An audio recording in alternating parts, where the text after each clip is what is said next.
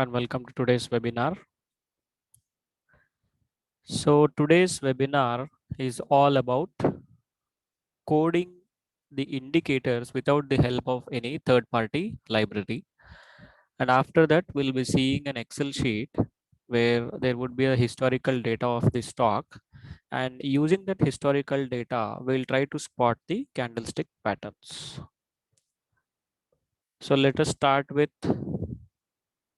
the coding part. So first we'll be needing the historical data of a stock so that we can compute the indicators over that historical data.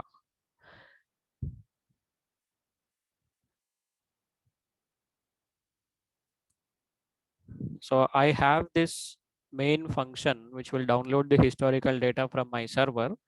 So that over that I'm going to overlap one more function. So that main function is inside a Python file called as historical underscore data. So from historical underscore data, import all the functions,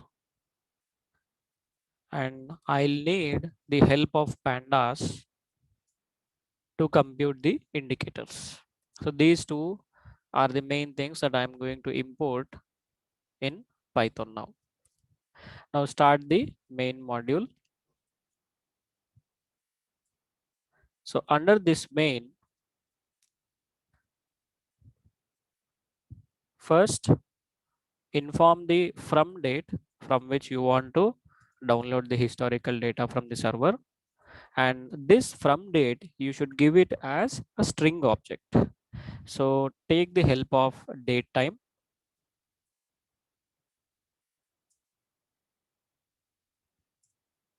and convert the normal date object into a string object. So how will you inform the date? Consider today's date.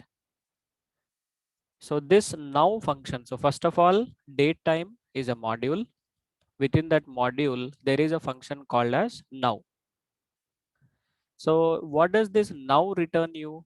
Today's date in the sense date, month, year, along with the current time, along with the seconds. This is what it is going to return. From that, you are asking the program to subtract around 365 days. So you need 365 days of data, and you also have to mention the specifications. What is that specification? When you write a date in the form of a string, you should mention what will be first, the date will be first, or the month will be first, or the year would be first. So what I mean is it like this?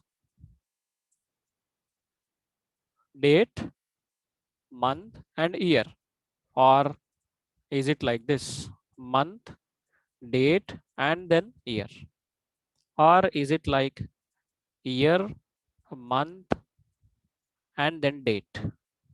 So you have to mention the format also over here, and my format would be first I need the date,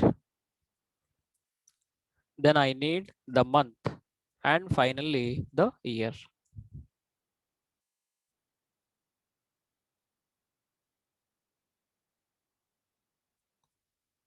Then the ending date until which you want to download the data, and that is nothing but today itself. So when you mention now, it will take the time also into account. If you don't want the time, you can use the function datetime dot today and then convert it into a string format which the main function understands. So that is this format. So I now have the starting date and the ending date from which the data needs to be downloaded. Then also inform what time frame do you want the data in. Is it 5 minutes, 15 minutes, daily, like that? So my requirement is a daily data.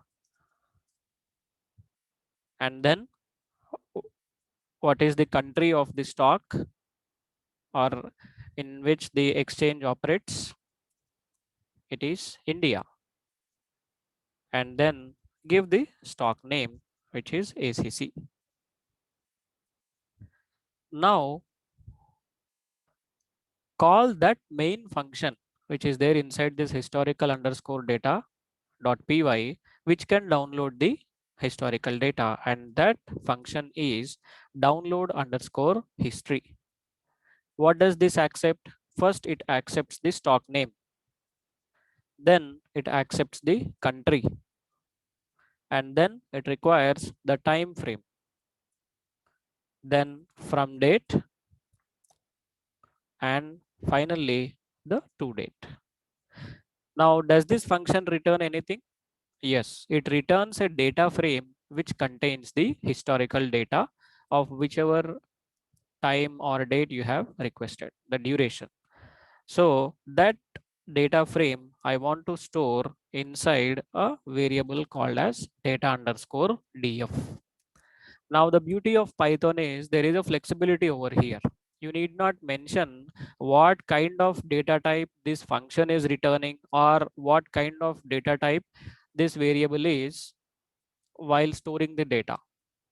By looking at the data that is being returned or by looking at the data that is being assigned, Python automatically assigns the data type to this variable, which no other programming language has. So now I have the data inside this. First, let us run this program and see are we getting that data properly or not. So I'm running the main.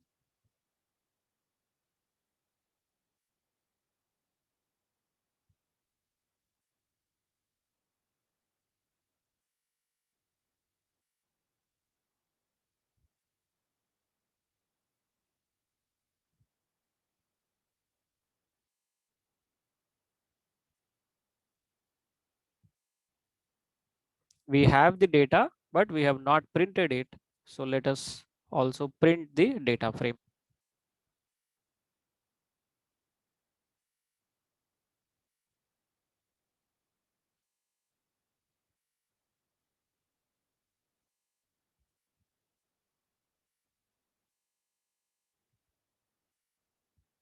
So here is your data frame. Now data frame is nothing but something like an Excel. In an Excel, how is the data represented to you? In the form of a table. That table, it has a header, and then in the individual cells, you have the data field. So what is that cell? Cell is nothing but the combination of row and a column. Wherever the row and column is in conjunction, that value you call it as a cell, and each cell has a different value. Now in Excel, how do you refer to a row? Each row has a number and each column also has its own method of referring an index. Now in data frame, you also have something called as indexing. So each row is indexed by numbers starting from 0 and it will go on until you have the data. And there is also a flexibility that you can change this indexing. So here what I did is the data which I got from my server, it also had this date column. Now instead of putting that zeros and ones as the row indexing, I have changed it to the date itself.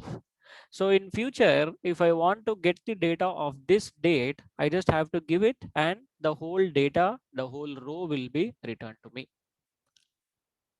So at the back end, what I did is instead of that default zeros and ones as the indexing of the row, I have changed it to the date itself. So now it is clear to me that the data is coming. The next step which I want to do, so you can comment this line by pressing Control and backslash at a time. So our next step is to write the functions which can compute the indicators. And what are all the indicators that we are going to see now? One is the simple moving average, second exponential moving average, third Bollinger bands, fourth pivot points, and the last one stochastic oscillator. So first, the moving average. Write a function which will define how you are going to compute the moving average. So any function in Python, it starts with DEF, which stands for defining a function. Give a name to your function. Also tell what arguments it is going to accept. And finally, at the end, what is it going to return? So it will accept a data frame and it will also accept a look back period. Yes, even divergences, everything can be coded. So moving average. Now let us compute the moving average in a data frame. So data frame is nothing but a combination of something called as data series. So if you combine all the data series together, that can also be converted into a data frame. So whatever you have seen just now, this is a combination of data series. So now what we'll do for computing this moving average, we need only the closing column. So we'll extract that closing column as a pandas data series. So PD is nothing but you are referring to pandas. So import pandas as PD means in future, whenever I use this third party module, I'll be referring to that as PD. This is what you're telling to the program. And this pandas inbuilt, it has a module called series, which deals with panda series. So either series or data frame. These two you have. Now you're utilizing as of now only the series. Now to this series, you have to say the column name, and that column name is df of close. What is this df of close? And first of all, what is this df? This is the data frame that is being passed to this function, and within that data frame, and what data does that data frame contain? This whole thing. Out of this whole data, close is one column. So I'm only referring to the closing values. So when I write this, a pandas data series which consists of only the closing values will be handled. And to that, you can give a name. For every panda series, you can give a name. So here I'm giving a name called as MA, which is the moving average. Now to this, I want to calculate the simple moving average. And we all know that simple moving average means what? The number of observations that you have with you. Take sum of all those observations and then divide the whole by the count. How many number of observations are there? Let's say, for example, you have these values with you: 1, 2, 3, 4, and 5. Now, if you want to take the average of this, what will you do? You will take the sum of all these numbers, which is 15, and then divide it by the number. How many numbers are there over here? So 5 numbers are there. So divided by 5, the answer would be 3. So the average of all these is 3. This is nothing but the simple moving average. The same calculation is used in that also. So Panda series has an inbuilt method called as rolling mean. Rolling.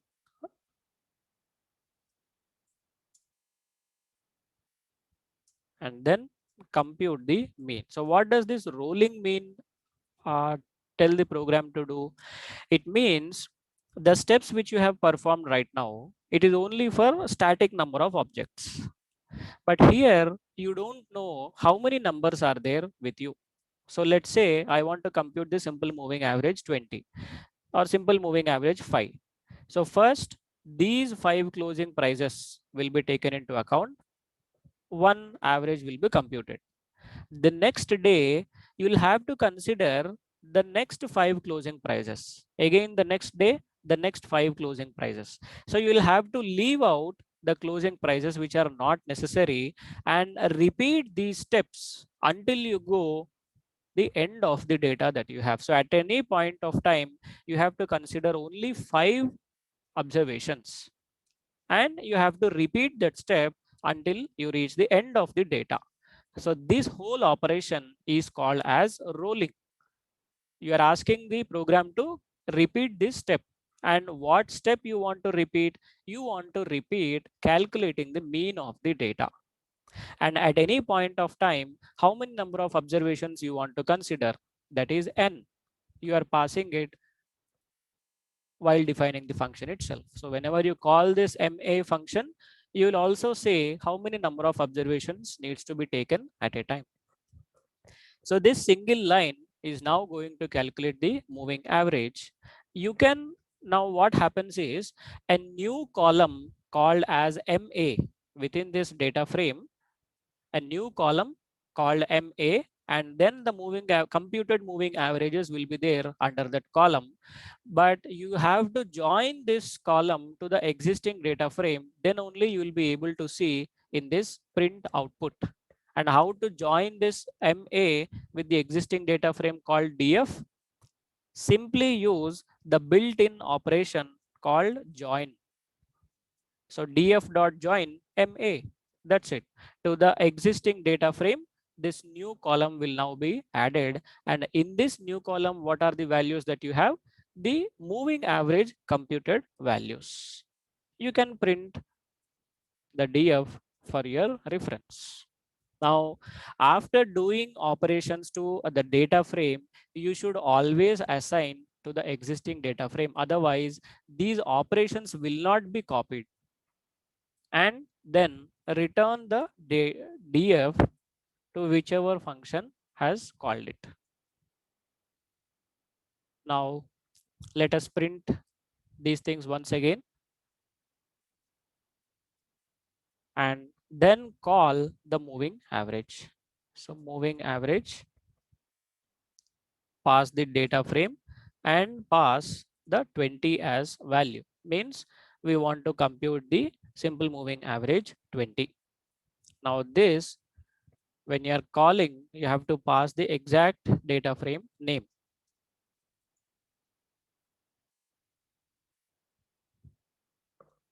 Let us now run. So we are printing the data before calling the function, and then we are printing the data within the function also after performing the operations. So run the function now.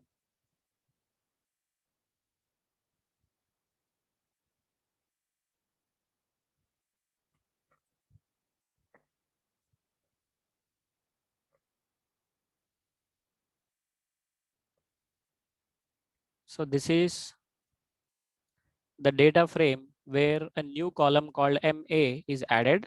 And for the first 20 observations, you will find this NAN. Why? Because to compute the moving average, you'll need at least 20 observations. So until those first 20 observations are done, it will not perform any steps. So that was your simple moving average. The next thing that we would want to do is the exponential moving average. So do we have any inbuilt functions with pandas? Yes. So start defining the exponential moving average. Define exponential moving average.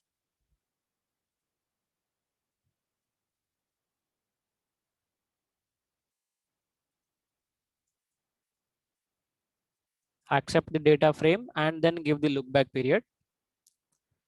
Now we'll need a new column called EMA, and even exponential moving average also, it performs its operations on the closing value only.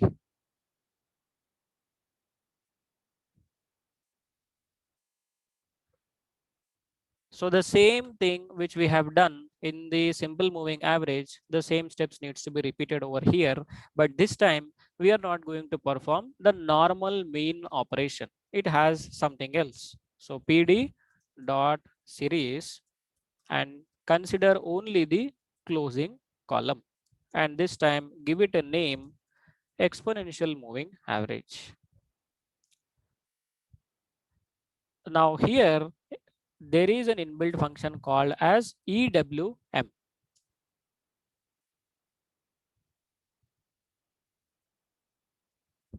This is comma. So EWM does the job for us, exponentially weighted moving average. So give it the span. Span means nothing but the look back period. And minimum data that should be there is 1. So at least even if there is only one data, it will be able to compute the EMA, nothing but it returns the same value. So minimum periods of the data that should be there is 1.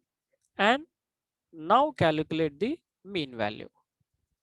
So earlier you did rolling dot mean. Now you will be doing exponentially weighted moving average dot mean. Then join it to the existing data frame and you can print it.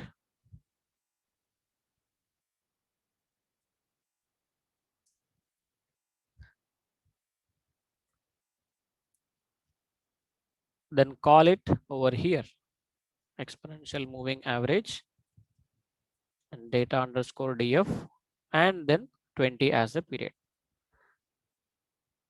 Let's give a small period so that it will be visible to us in the printed output. Now run the program.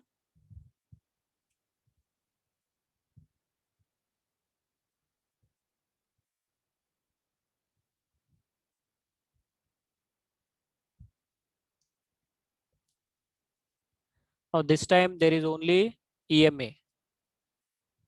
There is no simple moving average because you did not call that function. You have commented that. So in this execution that EMA is not called upon. That simple moving average is not called upon. And here is your exponential moving average. You can increase the period as well.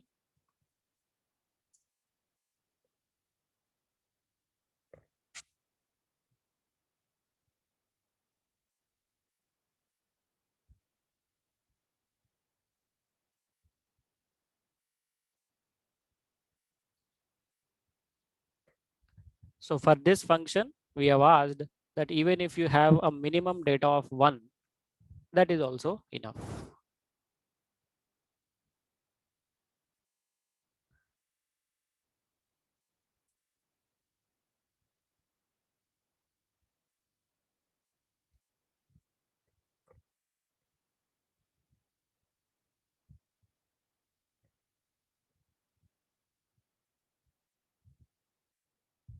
Now see the change. That minimum periods, even if you have single data, what it does is initially it will copy the closing price itself as the EMA value. Second, when it has two closing prices, it will take the simple moving average and will give you the output. So now we have changed the minimum periods as 20 so that for the 20 observations, you will not have any data. And after 20 observations, first it will compute the simple moving average and then it will go on repeating the step of this EWM. So that is how the exponential moving average is calculated. Now span is nothing but how many data points you want at any particular time. Now the next step is to calculate the Bollinger Bands. So in Bollinger Bands, as we all know, there are three bands: upper Bollinger, lower Bollinger, and the middle band.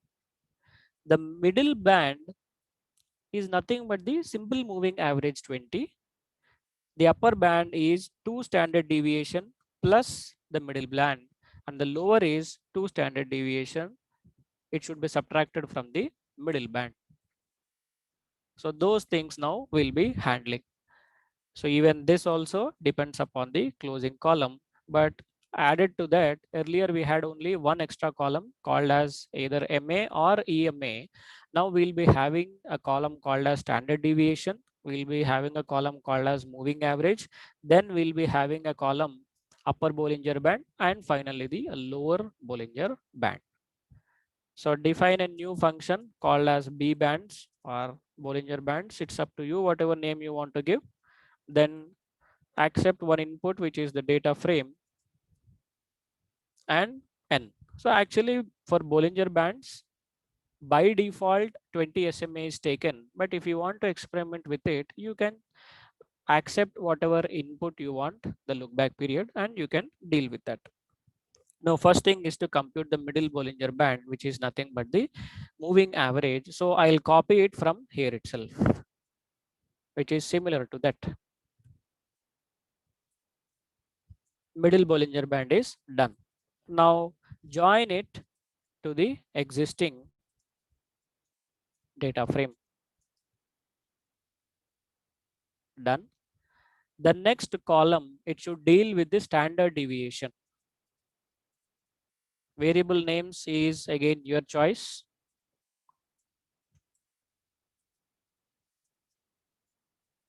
So standard deviation is also computed upon the closing price column only, and give it a name called standard deviation.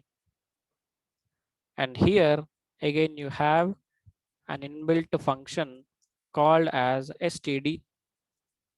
So this computes the standard deviation. Then join this to the existing data frame.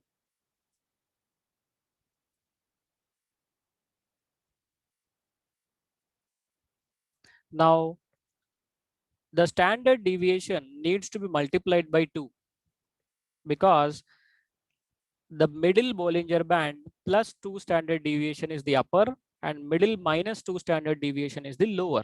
So that standard deviation column which now you have, that needs to be multiplied by 2. So let us do that operation now. So first refer to that standard deviation column and write one inline function which is called as the lambda functions. So for writing this lambda functions, you need not declare it and then call it. These are called as single line functions. And if you want to apply those single line functions to the whole column, you can use the inbuilt method called apply. So apply is an inbuilt method of data frames. And what do you want to apply to this whole column called as standard deviation? You want to take the closing value and return the closing value multiplied by 2. So lambda, the word, by looking at this word, Python will understand that you are writing some inline function. And what is that inline function which you are writing? You are accepting one number and you are returning 2 multiplied by that number. And this whole function you want to apply to every value that is there inside this standard deviation column. So there won't be a single value in this. Now, if you use for loop, you can do it using while loop or for loop also, but that's a very time consuming process. Now, this thing which you are doing, this is called as data vectorization, and it is thousands and thousands times faster than using for and while loop. So you are applying that.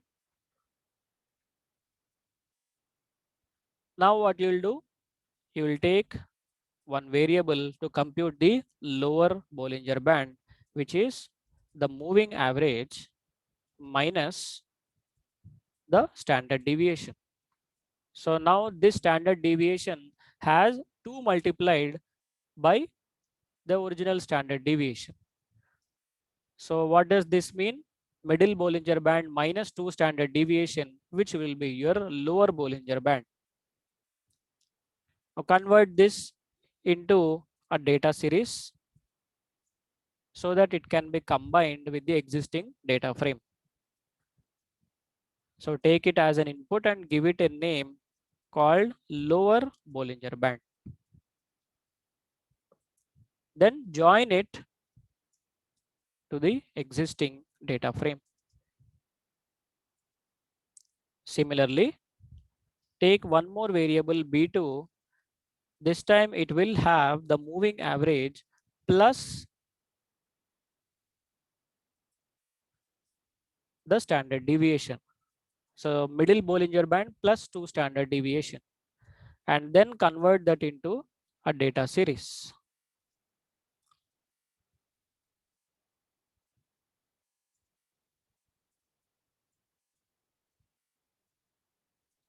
and join it to the existing data frame. That's it. You now have a data frame which has the middle Bollinger Band as a new column, then the standard deviation as the other column, then lower Bollinger Band, and then the upper Bollinger Band as all its columns. You can print it after all the operations are done and then return to whoever is calling it. Now, if you want to call it like how you have done for other functionalities, B bands pass the data frame to it and the look back period as 20 because by default we use it, and run the function.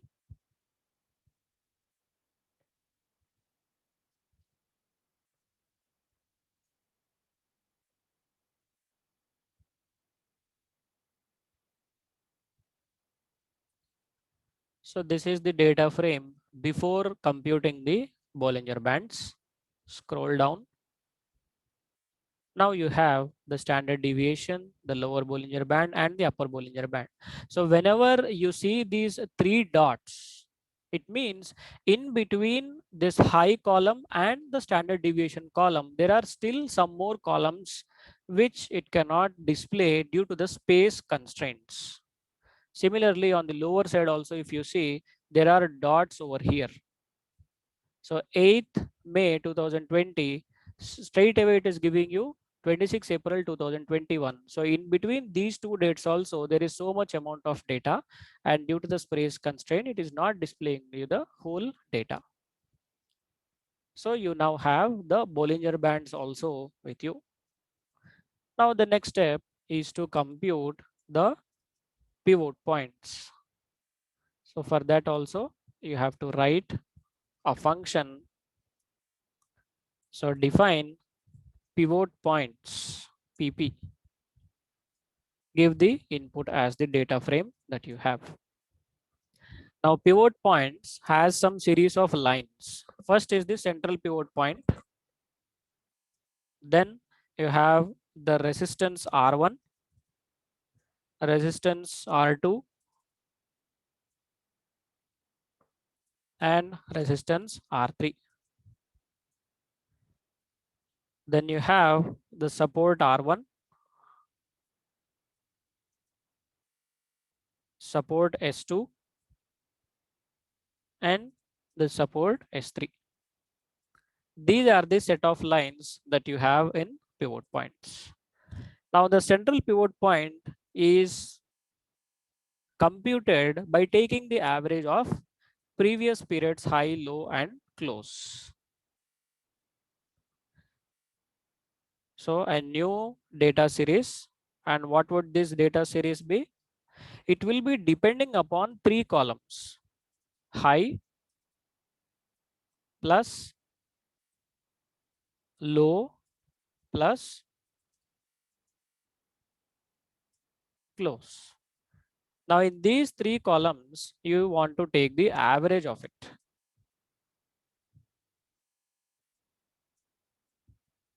So that will give you a new column called as the PP, central pivot point. Then compute the R1. So it is nothing but 2 multiplied by the central pivot point minus the low value. So that will be your R1. How it is? 2 into central pivot point minus low. This will give you the R1 value. But since we are dealing with the whole series, again, we'll have to take the help of this PD dot series.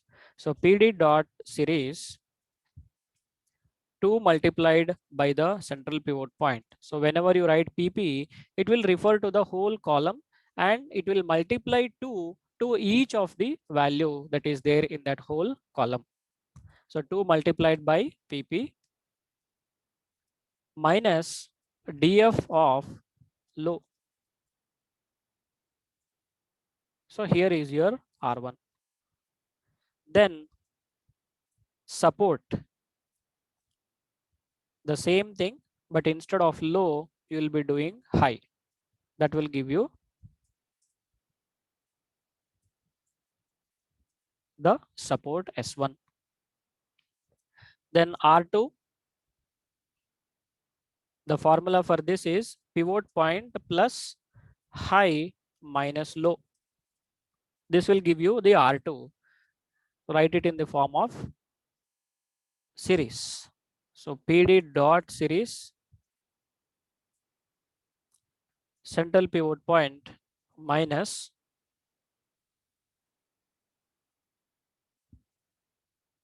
so for R2 it would be plus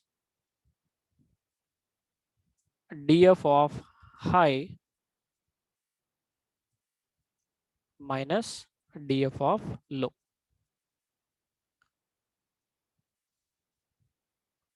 And for S2, the same thing, but the addition will be converted to subtraction and subtraction will be converted to addition. So here it is minus and here it is plus.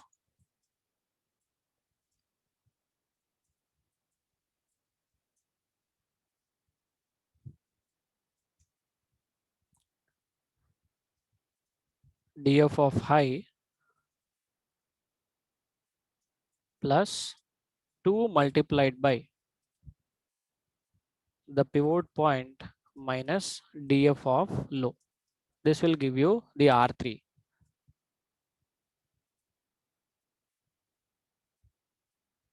And for S3,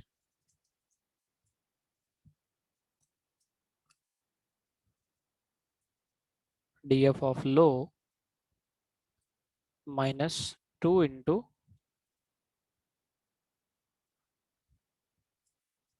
df of high minus pivot point. So now you have all the 7 lines with you. Now these 7 lines again, they needs to be converted into a data frame and then be attached with the existing data frame df. So maintain a dictionary and then convert the dictionary into a data frame.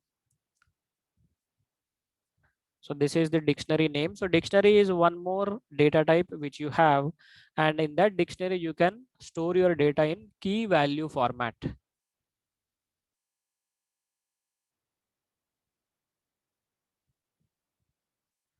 So first key is PP, and whenever you refer to this, it will be the value. The whole column PP needs to be returned. So nothing but you are creating something like this only. So the key would be volume, and then the whole values will be returned. Similarly, the next column, it will be referred to as R1, and what you need to do, you have to return the complete column which will contain the R1 values. Then S1,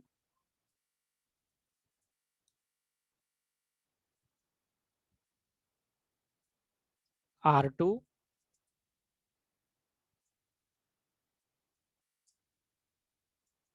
S2, R3,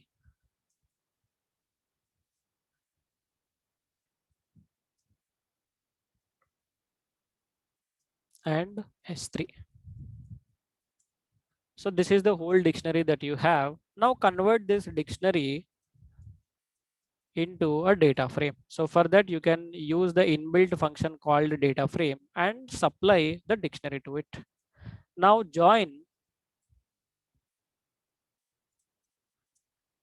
this PSR to the existing data frame and you can print it.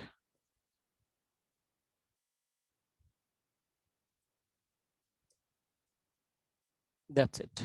Your pivot point data frame is also now ready. Just call it over here.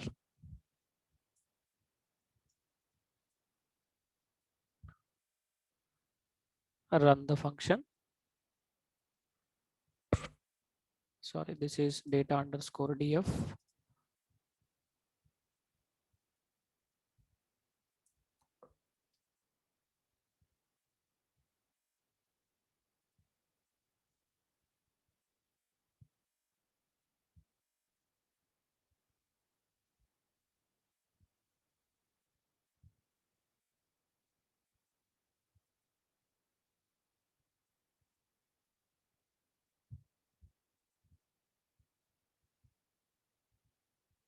So all the columns, now you have the pivot point. So in between this high and S2, again there are many columns which are hidden due to the space constraints.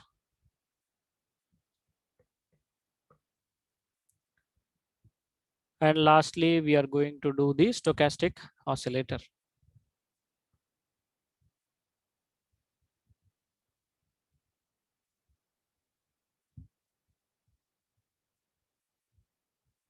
So define a function called as stochastic oscillator.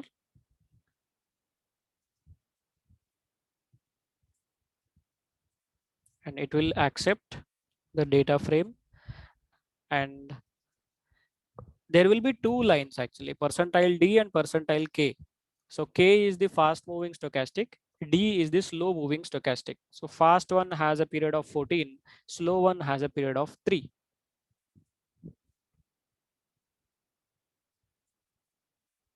Slow moving, so K is the fast moving, slow moving,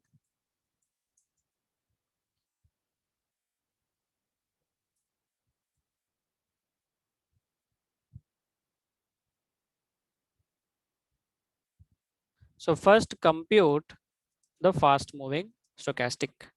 How is the fast moving stochastic computed? I'll write the formula right now. So current closing price minus minimum of low of the past 14 days. So you'll have to consider the low price column, and out of that low price column also just take the 14 previous low prices. Out of those 14 previous low prices, take out the lowest value. That is what I'm telling over here, and divide the whole thing by maximum of previous 14 highs, and then subtract minimum of previous 14 low prices. This will give you the fast moving stochastic. Now to write it in terms of data series. So which column are you going to use first? DF of close.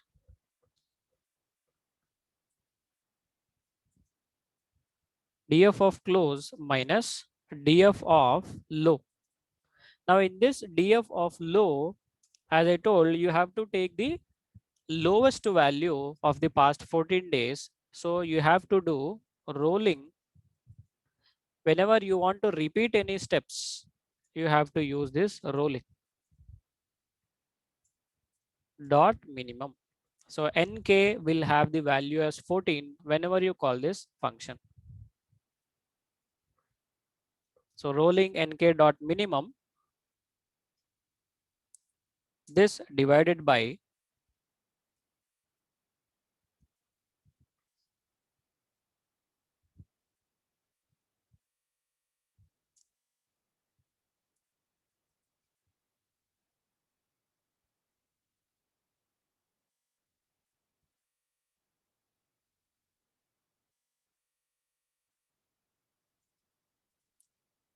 df of high dot rolling dot max. So this will give you the highest value of the past 14 observations.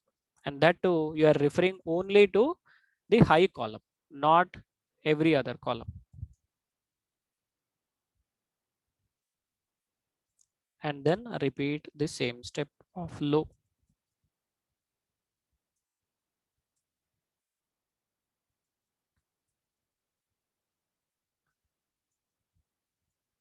Then the slow stochastic,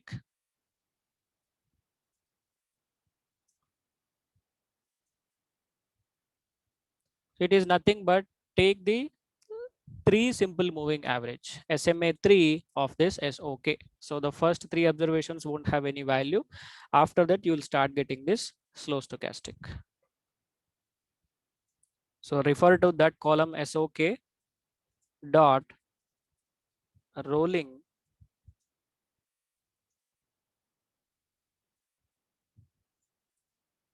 dot mean and give it a name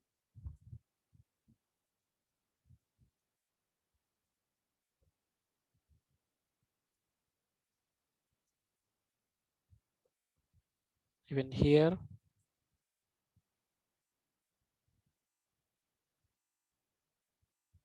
you can give a name. SOK. This is SOD, and join both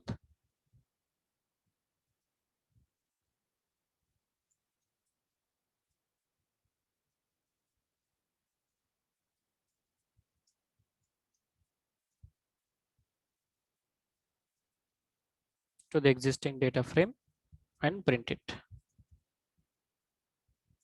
You can later on return the same as well.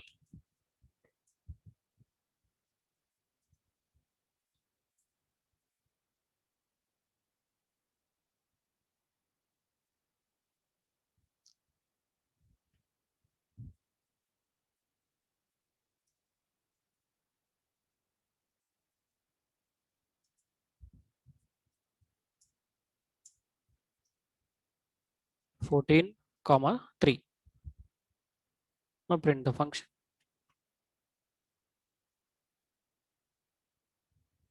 Return is nothing but when you do any operations inside that function, and here if you see, I'm calling the function, but I'm not doing anything. Let's say the same printing. Okay, so we'll take out the print from here. So I'm not printing anything inside the function. I want to do it outside the function. So how can I do it? First call this function. So when you call this function, whatever operations you have asked to do, those will be done.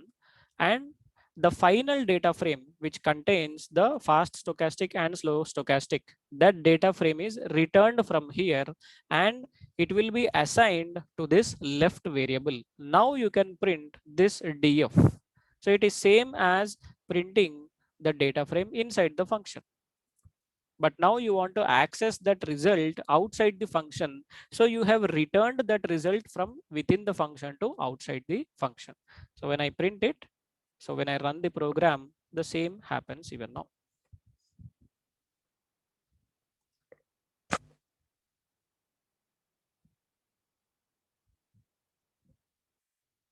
So one data frame without performing the operations, and the other data frame with SOK and SOD. So first 14 observations of SOK will not have any value. Then first 17 observations of SOD will not have any value. Only later on you'll be seeing the values. So this is how you compute the indicators with the help of something called as pandas. Now these pandas and these data frames, they are the building blocks of data science within Python. So these data frames also will be covered extensively in our course algorithmic trading using Python. So we'll first start with the Python basics, starting from the scratch, and we'll go until creating the web apps using Flask. After completing the Python module, we'll be looking at the technical analysis module, and then the options module. Within these modules, again, we'll see the codes to backtest the strategy, to plot the charts, the candlestick charts, and many more things. So overall, you will be able to design what you see in Zerodha login screen now. So when you log into Zerodha, on the left side, you will be seeing the watch list and then a chart beside that. Along with that, on NSE website, if you all remember, you'll be able to see something called as the option chain. That option chain, you will be able to create it on your own. And along with that, you'll also be able to compute the historical option Greeks, which nobody on the internet gives you. So what is the need of that? And you will also be able to backtest your strategies on the historical option data. Again, this nobody supplies. So Streak platform from Zerodha also, they only do it for technical backtesting. Options backtesting, they don't do. But you will be able to do if you enroll into this course. So the new batch is going to start from next Saturday, that is May 8th. And this is just a glimpse of what you're going to study within that. Now, this is the second part of the webinar. Previously, I took a webinar on 17th. So that video is already available in our YouTube channel. If you just go to YouTube and search for Trading Campus, you'll be able to see the videos. Within that video, one of the video is this webinar. So we are running out of time today. We'll put that candlesticks for some other day. Yes. If you are able to understand this program now, it means you will be able to understand the whole programming concept.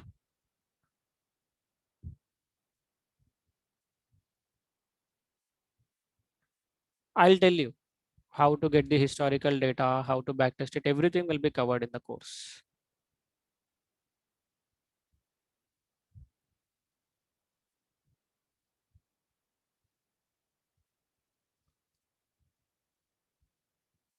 Yeah, Krishna, you can look at my previous webinar video, which is already uploaded on YouTube. On that, we have actually taken the Zerodha API and then we have initiated the trades. Of course, it was a non-trading day, but we have used the simple moving average crossover and cross under, and then we initiated the trades. You can add the position sizing, the risk management, because the bracket order also you can use it within that, because bracket order it inbuilt has a trailing stop loss also, so that is also possible. You can watch my previous video. Yes, this will be uploaded on our YouTube channel.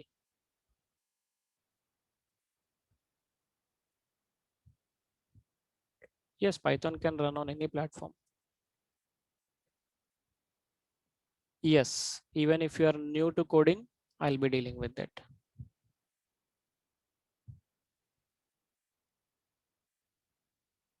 Now the program, it has two modules. One is algo trading using Python and the other is computational finance using R. So the first module it is 30,000 and the second module it is 20,000. So if you want to club both, you can, or you can take it individually also. Yes, completely online and only on Saturday and Sunday.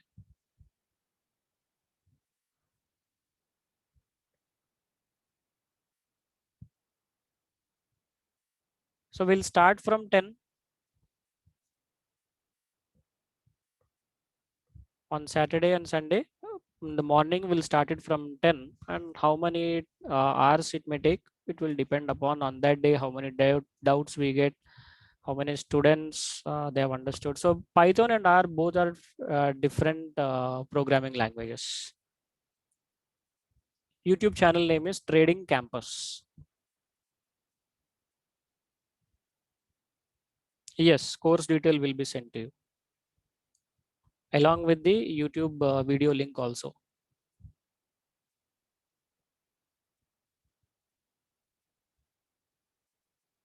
Pandas is a module which is there in Python. A third party has written it.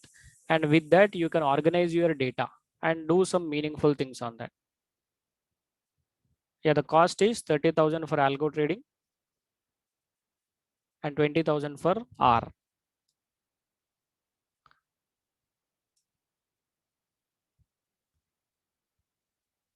Yes, you can access NSE data.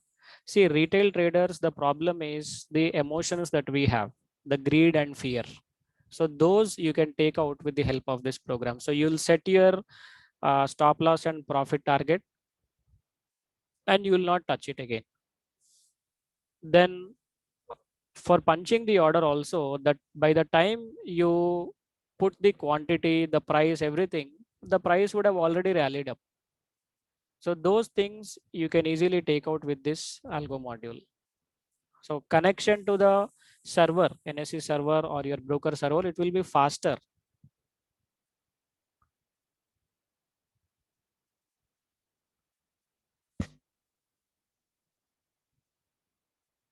Yes, that would be an advanced stage, buying and selling from the chart. You can take it as a project and you can do. As of now, there is no need to subscribe to Zerodha because the program which we are going to see, that is same for all the broker APIs. So Allies Blue, it will be giving you a free account. If you want to trade through them, it will be giving you a free account. Yes, yes, you can initiate buy and sell.